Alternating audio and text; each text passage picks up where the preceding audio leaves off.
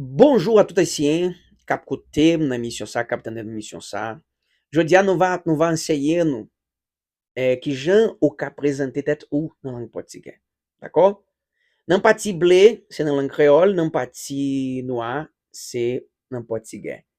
Non pa mse Cristiano, mwen la pou ban nou yon ti eksplikasyon sur lang portugais. D'accord?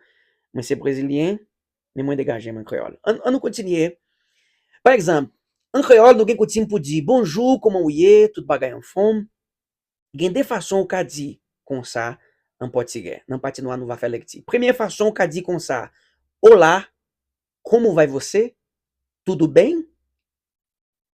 Ou soit nan deuxième façon, oi, como você está? Tudo bem? Si vous voulez tande encore, répéter nan vidéo ou va kote encore. An nou kontinye. E le ou vle en créole nap di non pa mse Cristiano. Gen de façon ou ka di kon sa en créole. Ou ka di meu nome é Cristiano. Ou soit ou ka di kon sa tou. Eu me chamo Cristiano. Compreende ça? Eu me chamo Cristiano. Mwen te di Cristiano, men ou ka mette non ou, compreende? Sinon ou c'est par exemple Wilner, ou va di meu nome é Wilner. Ou soit eu me chamo Wilner. E la trier.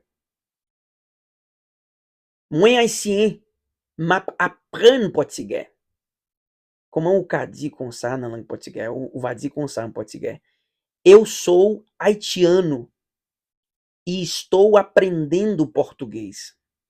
Eu sou haitiano e estou aprendendo português. Se vous voulez dire que là je gagne, en créole ta dit kon sa, mwen gen 37 ans, mwen marié. En português ou ap di nan pati noir. Eu tenho 37 anos e sou casado.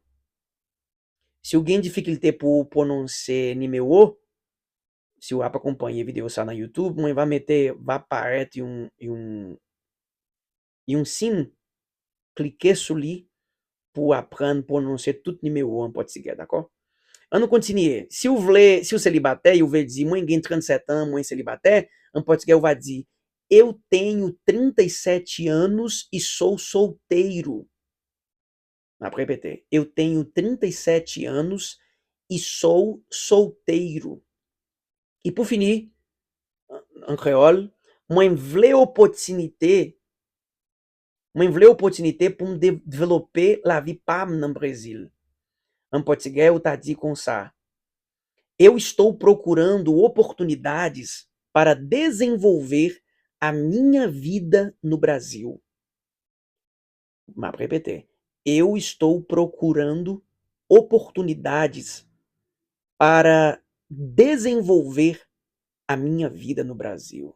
Eu estou procurando oportunidades para desenvolver a minha vida no Brasil.